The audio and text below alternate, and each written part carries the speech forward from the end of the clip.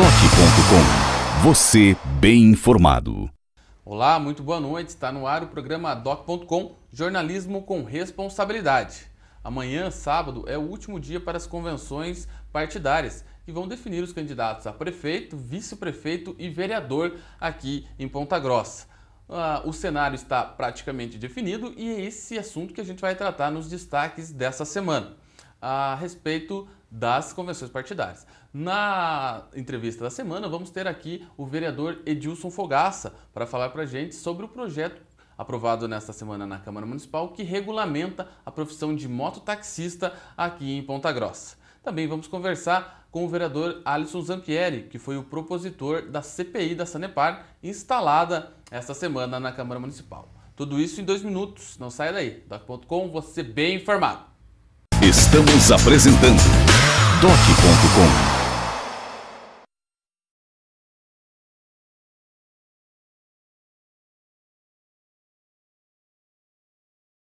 Voltamos a apresentar Doc.com. Estamos de volta com o programa Doc.com. No bloco dos destaques dessa semana, destacamos o fim do prazo para as convenções partidárias, aí que vão escolher os candidatos a prefeito, vice-prefeito e vereador aqui de Ponta Grossa. Hoje, o PPS lançou aí a candidatura do deputado estadual Marcelo Rangel a prefeito de Ponta Grossa. E numa convenção aí que também aconteceu na Câmara Municipal, aconteceu também a convenção do Democratas, do DEM, né, que vai apoiar aí o Marcelo Rangel, e também a do PSDB, aí agora presidido pelo Alessandro Loza de Moraes, vereador, já que o prefeito Pedro Vosgrau Filho pediu licença aí por 90 dias da presidência do PSDB, subiu o Alessandro, fizeram uma convenção conjunta na Câmara Municipal, definiram o Marcelo Rangel como candidato e também aí o vereador Dr. Zeca como candidato a vice aí na chapa. Isso está em aberto ainda, eles vão confirmar aí no último dia, que é amanhã, no sábado, mas a chapa vai ser Marcelo Rangel e Dr. Zeca. Agora amanhã, no sábado, acontecem mais duas convenções com definição de candidaturas. Uma delas, o PT, aí do deputado Péricles, vai oficializar sua candidatura em um evento com a presença do casal de ministros da Gleisi Hoffmann, da Casa Civil, e também do Paulo Bernardo, aí ministro das Comunicações, vem a Ponta Grossa para oficializar esse lançamento da candidatura, que terá o João Barbiero, do PR, como candidato a vice, em uma candidatura aí apoiada, logicamente, pelo governo federal. Já numa terceira via, aí na terceira via, Marcelo Rangel com o apoio do governo do estado, Péricles de Oliveira Melo com o apoio do governo federal, e numa terceira via e conseguiu, enfim, viabilizar a sua candidatura o empresário Márcio Paulic do PDT, aí em uma aliança com o PMDB e também com o PV. Né? Esses aí são 3 partidos que já estão definidos, e o vice do Paulic deve ser indicado aí pelo PMDB, uma das solicitações do partido para que firmasse essa parceria. Caminha-se para que seja Leontine Stadler, a esposa do ex-diretor-geral da Coapar, diretor regional da Coapar no governo Requião, Giovanni Stadler. Tende aí para que seja ela. O Márcio Paulic encomendou uma pesquisa para ver o melhor perfil para um candidato a vice seu. E o resultado dessa pesquisa demonstrou aí que seria interessante aí uma mulher de meia idade, mãe, com boa entrada aí na sociedade, e parece aí que o PMDB deve indicar a Leontine Stadler, mas isso só realmente amanhã na convenção do PDT, que vai ser realizada às 10 horas na sede do Clube Homens do Trabalho. Já a convenção do PT também é no mesmo horário, às 10 horas, mas no espaço Ponta Grossa. E ontem, hoje, na convenção do PPS, com apoio do Democratas, do PSDB, demais partidos aí também nessa coligação, mais o PSD, que vai ter o vice o Dr. Zeca, mais o PMN, do vereador Jorge Luiz de Oliveira, e mais também aí o PPS, DEM, PSDB, PSB, também dos vereadores Maurício Silva e Chiro, e o PP, também aí em uma ampla coligação aí para apoiar o Marcelo Rangel. Bom, Ismael, essas três a gente já meio que esperava, né? Marcelo Rangel, o Périx, agora o empresário Márcio Paulic entra no jogo e tende aí levar a eleição para o segundo turno. Sem dúvida, provavelmente vai ser essa configuração, né? Paulic fazendo uma campanha de alternativa aos outros dois nomes aos outros dois nomes muito bem conhecidos do povo de Ponta Grossa, né? Paulic estreia, vamos dizer assim, como candidato e vem com uma boa base de apoio, né? PMDB, um ótimo tempo de televisão, né? Ele vai ter condições de mostrar as suas pretensões, vai ter condições de mostrar seu plano de governo, e, enfim, pode angariar votos que provavelmente levam a disputa para o segundo turno. Tem algumas curiosidades do ponto de vista, na minha opinião, do ponto de vista ideológico, né? Se bem que essas coisas não são muito configuradas nos municípios, né? O que acontece As eleições municipais, ela é mais pela pessoa, muito mais pelo partido. Né? Elas são mais personalistas, né, como a gente chama. E, enfim, mas há uma maneira de, pelo menos, qualificar de uma certa forma, ainda que não muito precisa, né, a candidatura do Marcelo Rangel, reunindo as forças mais tradicionais e conservadoras, de centro-direita, né, PSDB, democratas, outros partidos um pouco mais de centro, e o Péricles também com uma candidatura de centro-esquerda, no caso, né, reunindo o PT e outros partidos que são aliados do governo federal, e a candidatura do Márcio Paulic, que faz uma espécie de mescla, né, com partidos progressistas e com partidos mais conservadores. Vai ser uma boa disputa. Ainda que a gente espera, né, acho que você também deve comentar, que outros partidos menores devem lançar candidatos também. Ah, sim. Nesse ponto, nessa semana, o PSOL lançou aí o Leandro Santos Dias, advogado, a Prefeitura de Ponta Grossa. É a segunda vez que o PSOL não tem candidato a prefeito. Aqui o partido que foi formado em 2004 por dissidentes do PT, não concordaram na época com o modo que o governo Lula estava conduzindo o governo federal. Dissidentes fundaram o PSOL em 2004 aqui em Ponta Grossa a segunda vez. Foi o advogado Stefaniak, João Luiz Stefaniak, que foi o candidato a prefeito em 2008. Agora lança o nome do Leandro Santos Dias, que tende a ter aí o vice do PCB. Mas o PCB, assim como outros partidos, como o PCdoB, que tem o pré-candidato, o professor Sérgio Gadini, ainda não definiram. Então aí tem até amanhã o prazo final das convenções para definir. Existe, na verdade, no PCdoB uma disputa realmente interna muito, muito forte. E o partido está rachado. O partido está rachado, porque uma ala defende aí a candidatura do professor Gadini para representar o partido, ter voz aí na eleição. Outra ala defende a coligação com o deputado Périx, e outra ala ainda, a terceira ala, ainda defende a coligação com o Márcio Paulic. Então há uma definição no PCdoB, amanhã, né, até o final do prazo, tende a tomar essa decisão. Outro partido que pode também apresentar a candidato a prefeito é o PRTB. PRTB que recentemente mudou a direção estadual do PRTB, e aqui em Ponta Grossa, ele estava até então na sua presidência, estava o pai do Serginho Zadorosi. O Sérgio Zadorosi estava no comando do PRTB, acabou que houve uma mudança, esse partido foi parar nas mãos do ex-deputado Joselito Canto, aí que acabou saindo do PMDB no decorrer dessas conversas, está dedicado ao PRTB e quer encontrar aí um candidato para que seja candidato a prefeito pelo PRTB. Também amanhã, no sábado, haverá essa definição. Era para ter o João Araújo, o Pelé, jogador do Operário, estava sendo cotado, mas ele tomou a decisão de não ser candidato. Inclusive mostramos em primeira mão aí pelo Jornal da Manhã, aí o único que mostrou essa informação. Além do PRTB, que pode lançar candidato, também tem aí a possibilidade do PHS, PHS, que tem o Márcio Ferreira, aí seu presidente, possivelmente também lançando candidatura em uma coligação com o PSDC do Romualdo Camargo. E aí o PSDC indicaria o vice em uma chapa aí com o Márcio Ferreira, candidato a prefeito. Mas essas definições só acontecem amanhã, no final do prazo aí para a definição dos candidatos. Ficaríamos então com o Marcelo Rangel, com o Márcio Paulic, com a Périx de Mello numa disputa aí mais acirrada, né? Nomes mais conhecidos. Também teriam o PSOL, PRTB e o PHS. Podemos chegar então a 6 candidatos, o maior prefeito de Ponta Grossa. E ainda falando sobre as questões ideológicas, o que me parece, né, não menosprezando um ou outro e tal, de que as únicas 2 candidaturas possivelmente que seriam fortemente ideológicas são a candidatura do PSOL e a candidatura, uma eventual candidatura do professor Gadini. Sim, do PCdoB. Do PCdoB, exatamente. Isso. Podemos chegar então a 7 candidatos.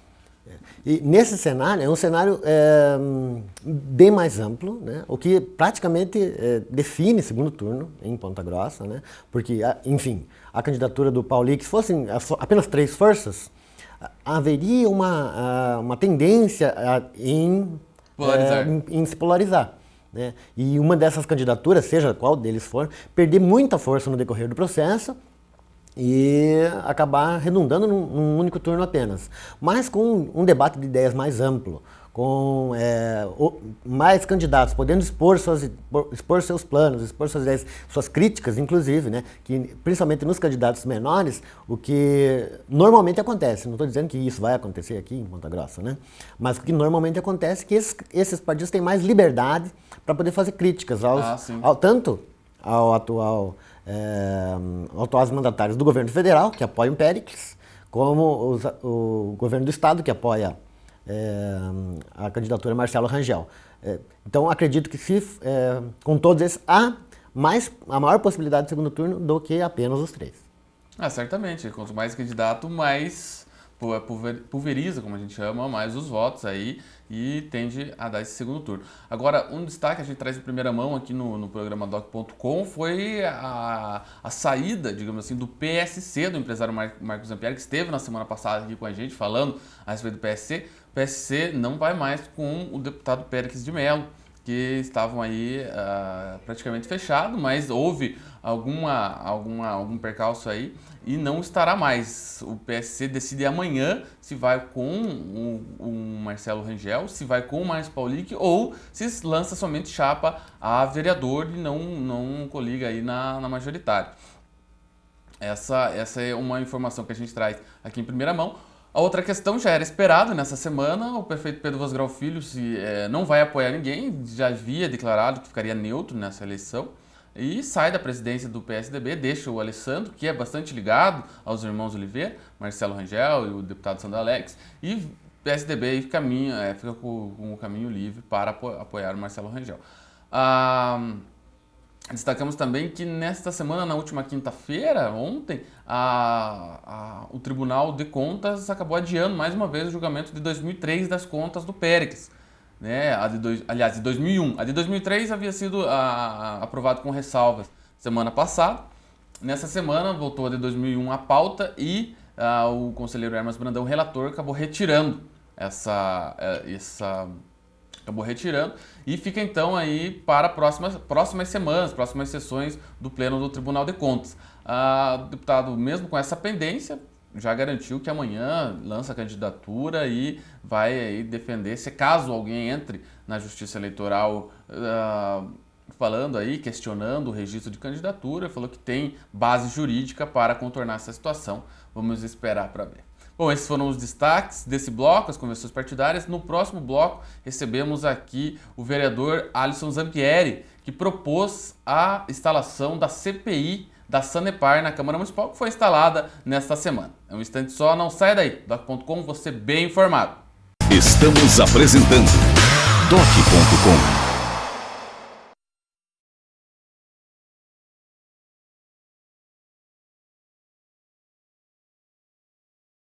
Voltamos a apresentar Doc.com. Voltamos com o programa Doc.com para falar hoje a respeito da CPI instalada na Câmara Municipal nesta semana para investigar aí o cumprimento do contrato da Sanepar com o município de Ponta Grossa. Estamos aqui hoje então com o propositor da CPI, vereador Alisson Zampieri. Boa noite, vereador. Boa noite, Eduardo, e boa noite, telespectadores do programa Doc.com. Pois é, então nessa semana, vereador, foi instalada, né, essa CPI, do qual o senhor foi o propositor e também vai presidi-la. né? Gostaria que o senhor falasse um pouco mais a respeito do que levou, do que motivou essa CPI, né, para investigar esse contrato da Sanepar com o município. Olha, o que motivou esse contrato foi uma série de fatores. Não é de hoje que nós vemos esse problema que Ponta Grossa enfrenta com a falta de água. É frequente, volta e meia, um bairro fica sem água, outro bairro fica sem água.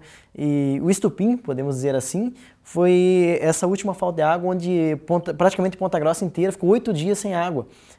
Inclusive, teve casos de família que tiveram que utilizar água de arroios, água de bica, e acabaram ficando com seus filhos doentes.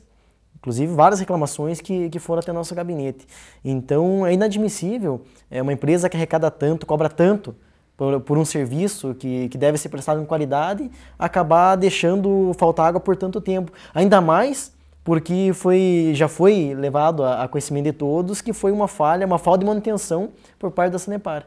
Então, isso nós vimos como um fato inadmissível, e como hoje não tem ninguém fiscalizando o contrato da Sanepar, não tem ninguém fiscalizando esse prestado de serviço, nós decidimos instalar a CPI para poder acompanhar de perto, analisar o contrato e analisar o que está acontecendo, por que está tão ruim o empréstimo do serviço de fornecimento de água. E agora você falou, Alisson, da questão de não ter ninguém para fiscalizar. E não tem mesmo, né? Porque essa função era da ARAS, né? A Agência Reguladora de Águas, que foi criado lá quando se discutiu a renovação do contrato do município com a Sanepar. Um contrato que, se eu não me engano, é por 20 anos, prorrogável por mais 2 ali que está previsto, e foi no mandato do Péricles, se eu não me engano, que foi renovado aí esse contrato. Naquela oportunidade até foi uma sugestão da Câmara Municipal criar a ARAS, mas ela foi criada, veio capengando, chegou, né, no ano passado, agora não tem mais sede, está lá na prefeitura, e realmente não se prestou ao que seria aí a obrigação dela de fiscalizar. Ou seja, agora a Câmara Municipal, que tem o dever de fiscalizar, está fazendo isso através da CPI. Exatamente. Na verdade, a ideia, a criação da ARAS, ela foi uma ideia muito interessante. Só que na teoria, na prática, ela acabou não funcionando. Durante todo esse período, ela não conseguiu exercer o papel dela como fiscalizadora da Sanepar. E no final do ano passado, a Prefeitura, inclusive, mandou um projeto para a Câmara de extinção da ARAS. Esse projeto ainda não foi votado, está na Câmara, está em análise das comissões, e acredito que deva ser votado nos próximos meses aí, mas apesar de não ter sido extinta ainda, hoje a ARAS não funciona efetivamente agora. Todos os funcionários foram exonerados, se não me engano tem apenas um funcionário lá na ARAS ainda, por ela não ter sido extinta, só para fazer de conta que está lá, mas a ARAS realmente nunca funcionou. Ela nunca conseguiu fazer essa fiscalização. E agora, nós como CPI, como poder de fiscalização, vamos fazer esse trabalho, vamos investigar a fundo o que está acontecendo com o fornecimento de água em Ponta Grossa. Bom, essa CPI então foi formada essa semana, você ficou com a presidência, a relatoria ficou com o Jorge, mais Alessandro, Fogaça e Júlio Killer fazem parte. Exatamente. Ou seja, 5 vereadores. E, Alisson, conta para nós a questão do contrato, né? Existe algum indício de que alguma das metas que são colocadas no contrato não estão sendo cumpridas? Olha, nós já tivemos um contato com o contrato, estamos analisando ele ainda, mas a grosso modo já podemos falar que não é 1 ou 2 itens, são vários itens que a Sanepar vem deixando de cumprir. Por exemplo, um dos itens é a Sanepar ter 99% da cidade com abastecimento de água. Não está acontecendo. Tem que ter 85, 87% da cidade tem que ter rede de esgoto. Isso é claro que não tem. Está longe. Fornecimento de água com qualidade. Não precisamos nem comentar esse assunto. E além de que esses problemas eles têm a possibilidade de aplicação de multa na Sanepar, inclusive até a possibilidade de rescisão de contrato. Mas como não tem ninguém para fiscalizar, não tem ninguém para cuidar, a Sanepar continua não investindo na qualidade, continua tendo problemas de falta de água, a população sofre com essa falta de água, ninguém fiscaliza, ninguém cobra, ninguém aplica multa e fica tudo tranquilo. Ou seja, a Sanepar está livre para fazer o que quiser hoje. Entendo. E a CPI, no caso, o trabalho dela vai ser, logicamente, de chamar essas pessoas para explicar o que está acontecendo. Exatamente. Nós vamos agora, na próxima segunda-feira, nós teremos a primeira reunião da CPI, onde nós vamos definir com todos os membros quais serão os primeiros passos, como que a CPI vai trabalhar, as metas da CPI em si. Mas provavelmente nós devemos levantar a documentação nesse primeiro momento e aí sim começar a chamar os diretores, chamar os gerentes, os responsáveis e questionar o porquê não está sendo feito investimento na água, o porquê tantos problemas, o porquê eles esperaram romper o duto para daí e pedir um novo duto, esperar o duto chegar para daí fazer essa manutenção. E o pessoal comentava também a respeito do momento, né, em que essa CPI ocorre, o momento aí que a pré-eleitoral, a campanha começa no início do mês. Mas eu vi até vocês da CPI, você comentar, que o problema não vai esperar a eleição passar, né? Exatamente. O problema está acontecendo nesse momento, ou seja, vamos esperar 3 meses até a eleição passar para daí começar, né? Ou seja, a população que está sofrendo hoje, ela quer resolver agora. Veja bem, até seria mais prático esperarmos passar a eleição, porque a CPI ela é uma coisa que toma muito tempo. Então, para vereador que vai concorrer à reeleição, é horrível, pois ele vai ter que deixar de se dedicar na eleição dele para cuidar da Sanepar. Só que o problema do abastecimento de água ele é muito mais importante que uma eleição. Ele é muito mais importante se tal vereador vai ser eleito, se tal vereador vai concorrer. É a população inteira que está sem água. É a população inteira que está sofrendo. São pessoas que estão ficando doentes por ter que consumir água não potável. Então, isso ultrapassa de longe a importância de uma eleição. A eleição tem que ser colocada em segundo plano nesse momento. E nesse caso, Alisson, a Câmara Municipal, o primeiro dever, né, do vereador e da Câmara é realmente fiscalizar o Executivo, né? E depois até propor leis, enfim, e tudo mais. Mas nessa fiscalização, a gente vê que vários contratos eles fazem, né, na época que é feito, guarde lá na gaveta, ninguém mais mexe, ninguém sabe se está sendo cumprido, se não está, o que diz, né? Muitas vezes pode ser que multas, né, que a empresa possa vir a levar, e não porque seja questão tirar pedra na Sanepar, né? É uma empresa que presta, uma empresa estatal, né, que presta um serviço aí de extrema necessidade para a população, mas o que está acordado o que está acordado não é caro, né? É essa frase que se diz. Ou seja, cobrar o que está no papel. Assim como a Sanepar cobra a população de Ponta Grossa. Um fato interessante, inclusive, foi nessa última falta de água. A população ficou 8 dias sem água, 8 dias sem ter abastecimento de água, e quando receberam sua fatura, levaram até um susto, pois a fatura veio maior do que nos outros meses. Então, como que fica 8 dias sem água, fica quase 30% do mês sem água e acaba vindo a fatura maior. No mínimo, tinha que vir uma fatura 30% abaixo do que consome, né? Então, esse é outro fato que a CPI vai analisar também, a questão da eficiência dos relógios da Sanepar, a tarifa mínima de água, porque se você tem que pagar um mínimo para a Sanepar, para ter abastecimento, então no mínimo você tem que ter água todos os dias e uma água de qualidade em sua residência. Se falta água, eles não podem cobrar uma tarifa mínima. Como é que você vai pagar por uma coisa que você não está recebendo? Não teve, né? Por um serviço que não está sendo prestado a contento, né? E chega no final do mês, a continha de água está lá, veio pelo correio ali, todo mundo tem que pagar, né? Exatamente.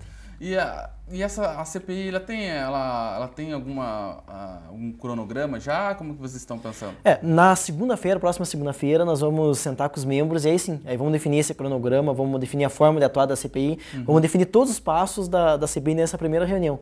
Aí sim nós vamos ter a trilha o caminho para seguir da CPI. Sim, os membros então se reúnem nessa segunda-feira, foi formado nessa semana, se reúnem na segunda-feira e daí começa logicamente, requerimentos e depoimentos. Começa os trabalhos efetivamente a partir da próxima segunda-feira. Uhum. Tá certo, então, Alisson. E a gente vai acompanhar e ver como que vai transcorrer essa CPI e trazer as informações aqui para o nosso telespectador. Afinal de contas, é de interesse de toda a população ter um serviço de qualidade da Sanepar. Nós vamos fazer o possível para, se não resolver, tentar melhorar a situação do fornecimento de água, abastecimento de água da cidade de Ponta Grossa e esperamos contar com o apoio da Sanepar também. Espero que a Sanepar não coloque nenhum empecilho nessas investigações da CPI. Então, gostaria de agradecer então sua presença aqui no programa. Obrigado, Eduardo, e obrigado aos telespectadores do programa Doc.com. É isso aí, então. Essa foi a conversa com o vereador Alisson Zampieri, que foi propositor aí da CPI da Sanepar na Câmara Municipal e vai presidir os trabalhos. No próximo bloco, voltamos com uma entrevista com o vereador Edilson Fogaça a respeito do projeto que regulamenta a profissão de mototáxi aqui na nossa cidade. É um instante só, não sai daí. Doc.com, você bem informado. Estamos apresentando Doc.com.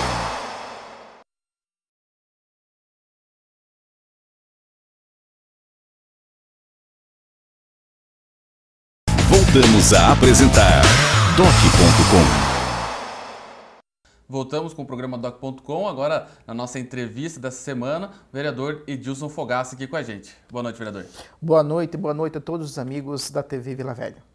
Bom, vereador, essa semana na Câmara Municipal foi aprovado aí um projeto de sua autoria que regulamenta, né, aí deixa com regras, digamos assim, a atividade do mototáxi, dos mototaxistas aqui em Ponta Grossa. Gostaria que o senhor contasse um pouco mais o que muda, né, com essa regulamentação dessa profissão aqui na nossa cidade. É um assunto de vital importância, né, Eduardo? Nós temos hoje no Sindimotos, que é um sindicato que se organizou em virtude desses profissionais da motocicleta, o Sindimotos, que abrange o motofrete, que são os motoboys, vulgarmente chamado, e os mototaxistas, hoje são 687 profissionais da motocicleta filiados ao sindicato, sendo que 182 se declararam como mototaxista, além de motofretista, motoboy. Então, nós temos hoje 182 profissionais transportando gente e pessoas sem fiscalização, sem habilitação, totalmente de forma clandestina, de forma irregular, sem nenhuma autoridade competente tendo condições de saber o que está acontecendo. Praticamente um mercado informal, um mercado negro, né, de transporte de pessoas. E para evitar isso, já em 2009, foi aprovado pelo Congresso Nacional, né, foi aprovado pela Câmara dos Deputados, pelo Senado, sancionado pelo presidente Lula em 2009, a Lei 12.009, que regulamenta e cria a profissão de motofretista, que é o motoboy, e de mototaxista. Para quê? Para que o poder público, em face dessa nova economia, nova categoria que surgiu, que o poder público pudesse regularizar, regular e fiscalizar essa atividade, tanto dos motoboys quanto dos mototaxistas. Porque existia, não dá para fazer de conta que não existe. Então, é um direito deles, federal, por uma lei federal, exercerem essa profissão. É uma profissão regulamentada, tal como médico, tal qual como contador, como odontólogo e assim por diante, né? Então, existe essa profissão legalmente constituída. Para que ela funcione dentro do âmbito do município, a lei federal estabelece que a regularização de concessões, fiscalização, alvará, será feito pelo município, nem podia ser diferente. Sim. Né? Como acontece hoje com um advogado que quer montar um escritório, tem que ter alvará. Um contador que quer montar um escritório, tem que ter alvará, tem que ter vigilância sanitária, tem que ter vistoria de bombeiro, né? Antigo Furrebom, etc. Sim. Então, o que acontece? Da mesma forma, os motofretistas e os mototaxistas têm um direito federal de exercerem a profissão, mas o poder municipal tem que ter ferramentas para que possa conceder o alvará, para conceder a inscrição do ISS, para conceder atendimento às leis federais para a utilização, que são basicamente, tem que ter 21 anos de idade, né, para fazer o registro aqui no município para liberar o alvará de mototaxista ou para a empresa de mototáxi, tem que ter, o condutor tem que ter maior de 21 anos, no mínimo 2 anos de habilitação na carteira de moto, tem que ter para a resolução 350 do CONATRAN, tem que ter, que é o Conselho Nacional de Trânsito, tem que ter cursos de capacitação e de condução defensiva e provar dentro desse curso de capacitação que tem condições de carregar um passageiro. Sim. Então está lá, está no CONATRAN, está na lei federal, e o município não tinha essa regularização, fazia vistas grossas, né? Deixava a coisa acontecer, sabe-se que tem a exploração dessa atividade, muito, e é perigosa, porque não é a transporte de motoboy já é perigoso, mas transporta mercadoria. Sim, mototaxista transporta vidas, né? Uma vida não tem preço. Uma vida que se perca por negligência do poder público municipal é falta de total humanidade e é um ato criminoso por parte da autoridade pública municipal. O que nós fizemos? Então, se existe, né, vamos bater no peito e vamos regularizar isso aí, vamos pôr a ordem na casa, de acordo com a lei federal. E nós fizemos isso com o motoboy, motofretista, já em 2010, 2011 estão todos devidamente com alvarás regularizados junto ao Detran, placa vermelha, atendendo à lei federal, e agora com a questão do mototaxista, porque aumentou muito, a cidade cresceu muito. Hoje são quase 24 mil motos em Ponta Grossa, 24 mil motos com placa em Ponta Grossa. Então não dá para dizer que não existe moto, né? Exatamente. Ah, mas é perigoso, claro que é perigoso. Não adianta tampar só o capaneiro. É perigoso andar de moto? Claro que é perigoso, né? Qualquer criança sabe disso, mas tem 24 mil pessoas andando de moto na cidade.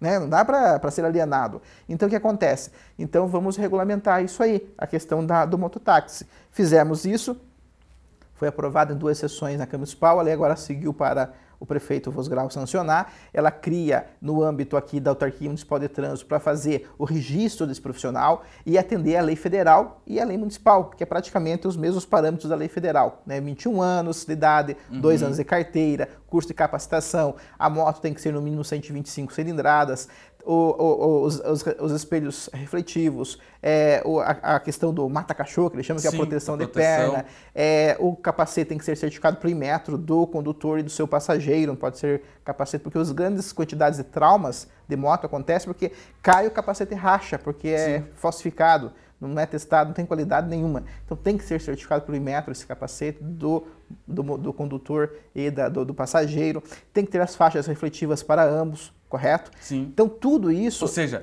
medidas de segurança. De segurança. Né? Desde que ele pode exercer aquela atividade, mas desde que forneça com segurança. O próprio Sindimotos diz que o grande problema hoje é que final de semana a piazada de 19, 20 anos pega a motocicleta e sai transportando gente, fazendo serviço de motoboy, diz que pizza, etc, farmácia, e transportando gente. Né? E aí vem o presidente da Autarquia Municipal de Trânsito, uma matéria até feita no Jornal da Manhã, e fala umas bobagens enormes. Não, porque a lei, ele não gostou da lei, porque ele acha que a lei não deve ser aprovada. Não tem que achar ou deixar de ser uma lei federal. Tem que aplicar, né? Primeiro ele teria que ter lido a lei federal e ele ter regularizado, né? Ele veio agora questionar a regularização do legislativo, que ele tinha obrigação, né? O Coronel Edmir tinha obrigação de ter feito isso, de acordo com a lei federal, já desde 2009. Fez vistas grossas, deixou a coisa aí caminhando. Hoje, 182 pessoas transportando gente aí de forma inadequada, sem segurança, sem fiscalização. Uma molecada que pega a moto no sábado, no domingo, porque o profissional da moto, aquele que é profissional da moto, ele não gosta dessa molecada aí, que pega a moto sexta, sábado, domingo para ganhar aí 100, 200 de motoboy ou transportando gente. Para pagar a prestação, muitas vezes, da moto. Para pagar a prestação da moto. Então, temos que parar de demagogia, né? Sim. Respeito muito o Coronel Edmir. Está à frente, é uma autoridade constituída na frente da Autarquia Municipal de Trânsito, mas era obrigação dele ter feito. Ele não fez, se omitiu. Nós fizemos, agora ele que regularize. E quanto tempo essa lei, geralmente são 90 dias aí para começar a ser aplicada? Nesse caso, ele aplica-se já a partir do momento que for sancionada? Como que vai ser? Não, 90 dias. 90 dias também. Para poder fazer o registro, tem uma série de coisas a serem feitas. Tem que cadastrar a moto da placa vermelha no Detran, né? Tem que fazer o curso de capacitação, tem que ter um período de vacância aí, para daí sim, né? A lei está na íntegra aplicada. Ou seja, fica o alerta aí para as pessoas que eventualmente fazem ou conhecem alguém que faz esse tipo de serviço, vai ter aí 90 dias para se adequar à lei. Né? Depois disso, a fiscalização pode pegar e certamente autuar, multa, esse tipo de coisa. Nós tivemos agora 150 mototaxistas e motofretistas participando na Câmara Municipal da votação. Vale frisar essa mobilização, sim, realmente. 151, né? Para ser mais exatos, estiveram lá. Todos eles querem trabalhar de forma regular. Quem é profissional da moto sabe que é perigoso, sabe que é arriscado, mas fica mais arriscado ainda quando a molecada pega a moto uma semana e se mata ou acaba matando alguém, né? Então eles não querem esse tipo de coisa, eles não querem ser confundidos entre o eventual andador de moto, né, e o profissional que vive da moto. Eles são coisas distintas. É mais ou menos o que acontece em toda a profissão, né? O profissional ele tem que ter uma certa regra para que todos atuem mais ou menos dentro de uma mesma norma, né? Se não tiver isso, qualquer pessoa que pode vir se dizer profissional e acabar manchando o nome aí da classe, né? Mais ou menos isso que eles querem através do sindicato, para que só os profissionais realmente que vivem disso, né, possam atuar dessa forma, vereador. É isso aí. O que nós queremos agora é que, né, não fique se criando factoides daqui no Municipal de Trânsito. A autarquia tinha a responsabilidade legal de fazê-lo, sem necessidade de intervenção da Câmara Municipal, se omitiu, a lei está aí, é uma lei federal, existe o mercado, são 182 profissionais, fora os eventuais molecadas, né? Fora a molecada, esse sim tem que ser retirado, quem não é profissional da moto faz isso de bico, não pode pôr em risco a vida das pessoas, por 5, 8 reais de condução. Sim. Então o Coronel Edmir, com todo respeito, faça a sua parte. E é bom frisar, então, o senhor já falou nessa questão, mas existe uma lei federal que ampara, né? Não é uma iniciativa isolada da Câmara Municipal, vamos regulamentar e tudo. Não é corporativista e ninguém está fazendo favor para ninguém. Estamos sanando um problema da sociedade pontagrossense, decorrente da atividade, de exploração da atividade econômica, garantido por uma lei federal, a Lei 12.009/2009, sancionada pelo presidente Lula em julho de 2009. E a Câmara Municipal vai fazendo sua parte, assim como tem fazendo um paralelo aqui, uma atividade que também a gente está vendo aí, que também não existe, e aí sim não existe respaldo, que é a questão dos flanelinhas, né? Já existem leis que não permitem que eles façam essa atividade, mas também tem uma lei da Câmara Municipal agora em trâmite que também tende a proibir aí, e dar poder aí para que a polícia fiscalize essa questão também, né? Que o flanelinha é um pouco mais complicado, não é uma profissão, né? Ele chega Exatamente. lá e, me dá um troco aí, pra cuidar do teu carro.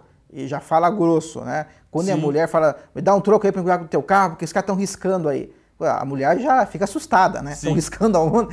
Então, esse tipo, é ameaça, é constrangimento, ameaça de danificar o patrimônio privado ou público. É diferente, né? Não, sim, são profissionais. as atividades são diferentes, Exato. mas eu digo, a iniciativa da Se o Câmara... flanelinha estiver sentadinho ali só para cuidar bonitinho, não precisa distribuir esse dinheiro, até que ia ser um favor social que ele fazia, né? Já que nós não temos policiais necessários, só temos 4 viaturas da PM em Ponta Grossa, né? 4 viaturas. Saiu uma reportagem esses dias também, 4 viaturas da PM em Ponta Grossa. Então o flanelinha poderia fazer a segurança privada. Já ajudaria, né? Já ajudaria. Pois é, as atividades são realmente bastante diferentes. Eu digo, a iniciativa da Câmara Municipal em perceber o problema e querer atuar, né? Como Correto. é o caso do mototáxi, regulamenta, tá aí, dá poder para quem identifica o município fiscalizar, um município que depois tem esse respaldo. Eduardo, você tocou num ponto crucial. Eu acompanho a Câmara Municipal há uns 12 anos, 13 anos. Os mandatos, os vereadores que estão lá, cada qual tentando fazer o melhor que pode. Mas com certeza absoluta, esse mandato, essa gestão desses 15 vereadores que se encerram esse ano, mudaram o perfil da Câmara Municipal. Caiu o tal do Rodrigo Pires, né? Que é uma coisa monstruosa. Não dá para tapar o sol com a peneira. Foi algo que envergonhou todo o cidadão pontagrossense. Manchou o legislativo, que nós temos que passar uma palha de aço agora para ver se consegue tirar a mancha. Caiu o Rodrigo Pires. 150 mil por mês que estava desviando, sei lá, desde 2000, 2001, sei lá desde quando. Caiu. O mundo foi para o espaço, está condenado a 10 anos de cadeia. Foi cortado 93 cargos comissionados da mesa executiva, que é um absurdo, né? Eu, quando entrei lá e levantei isso em 30, 60 dias, eu tinha 93 cargos na mesa executiva, presidente, vice e secretário, nomeando 93 cargos. Caiu. Hoje são 4. Hoje, com o concurso que o vereador Maurício Silva fez através do EPG, totalmente transparente, o EPG tem uma credibilidade enorme, vão ficar 4 só e todo mundo concursado. Os vereadores têm 4 assessores, mas mesmo considerando os 4 assessores, que eram 3 antes, com os 93 comissionados, se cortou 54 cargos. Tá? Entre aumentar um assessor e cortar 93, se cortaram 54 cargos na Câmara Municipal. O orçamento se gastava 3,7 do orçamento. Está se gastando 2,1. É muito dinheiro. Está se devolvendo 5, 6 milhões por ano, que antes não era devolvido. Era devolvido 1 milhão, 2 milhões.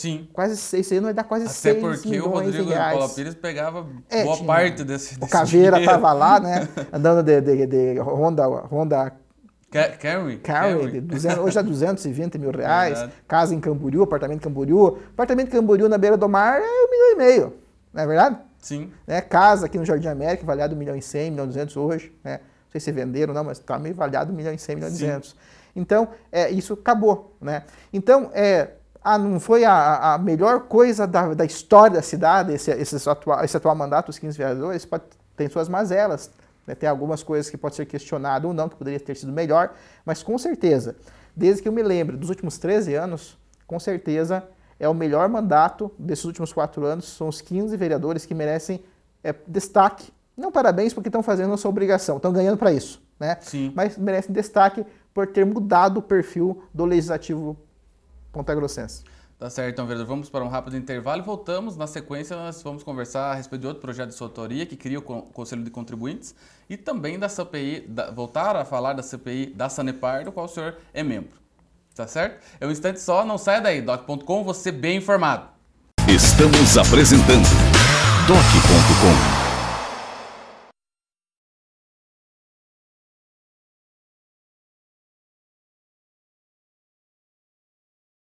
Voltamos a apresentar Doc.com.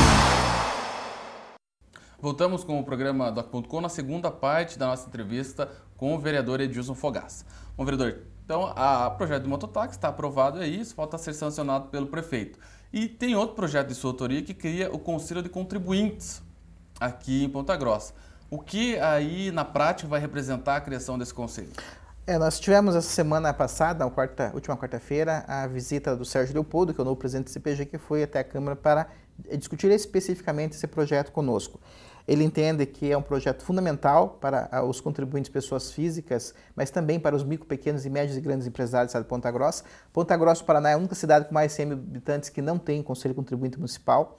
E nós fomos convidados na última segunda-feira a fazer a exposição e ver algumas sugestões junto com os diretores e demais empresários que são filiados à CPG, aqui na sede da CPG em Ponta Grossa. Estivemos lá, recebemos a parabenização de todos os empresários e micros e grandes empresários que estavam lá e recebemos algumas sugestões do jurídico. O Dr. Bruno Garofani fez algumas sugestões, o Dr. José Eri Salamacha, mais 2 advogados que não me recordo o nome, né, também fizeram algumas sugestões, mas são sugestões pequenas para não haver discussão de questão de ordem tributária e jurídica depois decorrendo de uma decisão em juízo. Sim. Mas todos foram unânimes em dizer que a CPG, que os empresários, micro, pequenos empresários e grandes que eles representam, apoiam o projeto, e isso cria condições do contribuinte discutir em segunda instância, antes ainda de ser ajuizado, lançado em dívida ativa e ajuizada a execução, erros materiais, erros de base de cálculos, problemas, por exemplo, que acontece todo ano de contribuintes que têm direito à isenção do IPTU e são lançados em dívida ativa, pode ser questionado. A metragem errada do imóvel, às vezes tem 200 metros, vem com 300, 350 e lançam em dívida ativa. Questões de renovações de alvarás que são cancelados indevidamente e cobrados. E principalmente autuações fiscais do ISS. Questões de erro de interpretação de base de cálculos, erros formais, erros matemáticos, não computação de matéria-prima, de bens e serviços, só de serviços, computa-se às vezes base de cálculo bens vendidos que não poderia, etc. Então os erros são enormes. Hoje, Eduardo, quando acontece isso, você entra com a impugnação ou com a contestação, quem analisa e decide se o teu recurso é correto ou não, que você está questionando, é o próprio fiscal que te autuou. Então ele te autua, você tem um prazo de 15 dias, faz impugnação, faz uma defesa beleza com o teu advogado, com o teu contador e tal, protocola, o próprio fiscal, o secretário das Finanças, o Mocelin, recebe, passa para o fiscal dá uma olhada, indefere, o secretário indefere conforme parecer do fiscal. Sim. E vai para a dívida ativa. Por isso mesmo. E aí você tem que discutir em juízo, mas olha o problema. Aí vai, dívida ativa, já fica vedado pegar CND. Aí vai para execução. Aí é custas de execução, aí honorários do procurador, 10% do município, né? E aí o pior, para você embargar, você tem que dar um bem em garantia. Aí você dá um bem em garantia para poder, no valor da dívida, para poder embargar, questionar e provar que está errado aquilo lá. E esse bem que você deu não suspende o processo de execução. Então, quando você está discutindo, o teu bem vai a leilão. Aí você vai a leilão, alguém arremata, e aí você prova que é indevido, prova que aquilo estava errado, que não era 100 mil, era 20 mil, que não era 500 mil, era 130 mil, mas teu bem já foi vendido. E aí você vai fazer o quê? Tem que entrar para receber da prefeitura, para virar precatório, para receber daqui 10 anos, né? Ou seja, uma dor de cabeça imensa. Receber, né? Então, o Conselho de Contribuinte vem não para elidir, não para beneficiar a sonegação, não para beneficiar quem não paga os seus impostos, não. Vem para poder ter uma válvula para uma análise imparcial, que não seja o próprio fiscal, o próprio secretário, para comprovar se realmente houve erro, pague-se o que é devido, mas não, né, tributado de tudo que é forma, até porque os fiscais ganham por produtividade, não é só do município, é do Estado, da União, do INSS, todos os fiscais do Brasil ganham por produção. Né? Não que eles ganhem uma comissão, eles ganham, quanto mais o autuar, mais a empresa autuar, maior é o salário que eles recebem de produtividade. Então não há interesse nenhum, né, em não autuar, eles autuam de forma quase que quase uma fábrica de autuação. Então é isso a gente que quer, ter que o contribuinte tenha uma condição de discutir isso sem ter comprometimento do seu patrimônio. E vereador, como que vai ficar a composição aí desse conselho, né? Quem que vai compor? Obedecendo a questão paritária, né, e também acatando as sugestões dos jurídicos da CPG e da própria Câmara Municipal, será um membro da CPG, um da OAB, dos Ordens dos Advogados do Brasil, e um do CRC, do Conselho Regional do Brasil. Todos esses com pessoas morando e residentes domiciliadas em Ponta Grossa e com conhecimento técnico. Ok? 3. O secretário de Finanças, 4. O inspetor da arrecadação, 5. e um membro indicado pelo Executivo, porque tem que ser paritário, tem que ser 3 do poder público e 3 da sociedade civil. Entendi. Então, 3 da sociedade civil organizada e 3 do poder público. Ou seja, daí ficará a cargo das pessoas, aí, técnicos, né, a avaliação de casos que envolvem a questão tributária e que por muitas vezes não é nem uma cidade do tamanho, do porte de Ponta Grossa, erros acontecem, né, da prefeitura, como todos esses exemplos que o senhor citou aqui, de metragem errada, enfim, de coisas. E esse conselho vai estar, então, para essas pessoas que se sentirem lesadas aí recorrer. Antes de constituir legislativa e antes de ter que discutir em juízo e pagar honorários, custas, ainda ter bem penhorado para aí poder discutir se está certo ou está errado. E como que está o trâmite desse projeto na Câmara Municipal? Estava faltando somente o parecer da Comissão de Obras, mas acho que já foi feita uma subemenda. O presidente Alisson Zampieri fez uma subemenda. Eu acredito, não olhei ontem, mas acredito, vou ver hoje, que está pronto para votação já na semana que vem. Então tá certo, vamos acompanhar então o trâmite desse projeto. E para voltar a falar da CPI da Sanepar, o senhor é um dos membros, né, aí dessa comissão que vai investigar o contrato, se está sendo cumprido o contrato pela Sanepar, todas essas obrigações que tem com o município.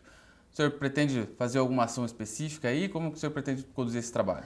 Veja, a CPI foi muito bem instalada, né, requerida pelo vereador Alisson Zampieri, no momento oportuno, porque a cidade não tem água ainda. Né? Alguns bairros nobres que estão perto do centro não tem água, mas a periferia está sem água ainda. Então não acabou o problema está longe de ser contornado. E o que o vereador Alisson quer questionar é algo que a população quer questionar e nós agora, como membros da CPI, queremos questionar. Cadê o plano de investimento?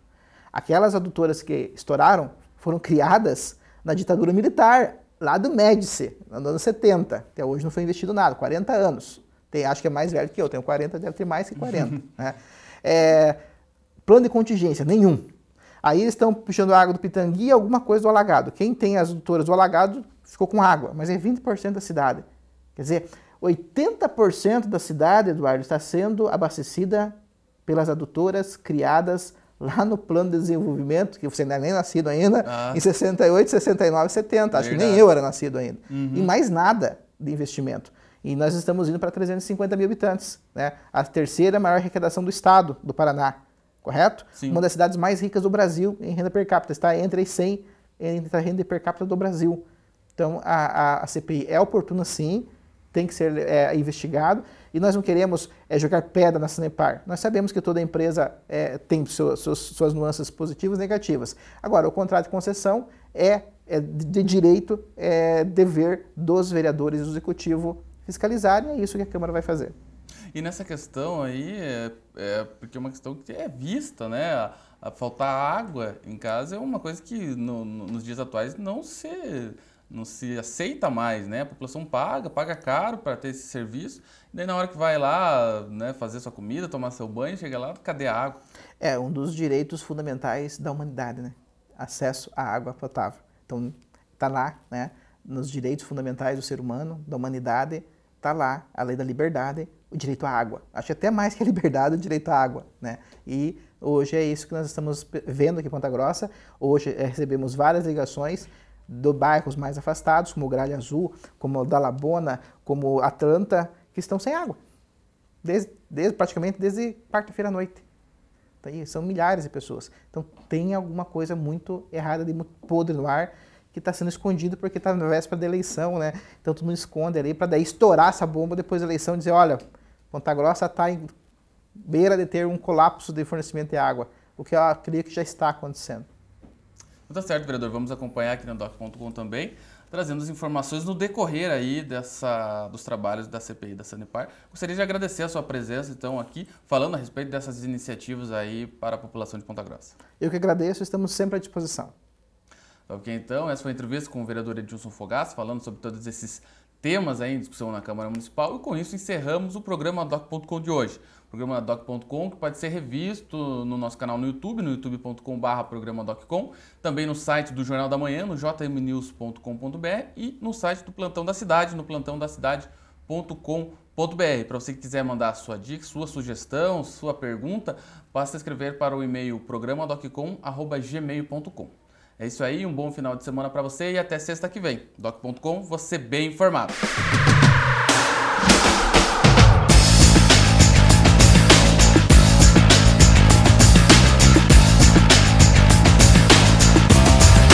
Doc.com, você bem informado.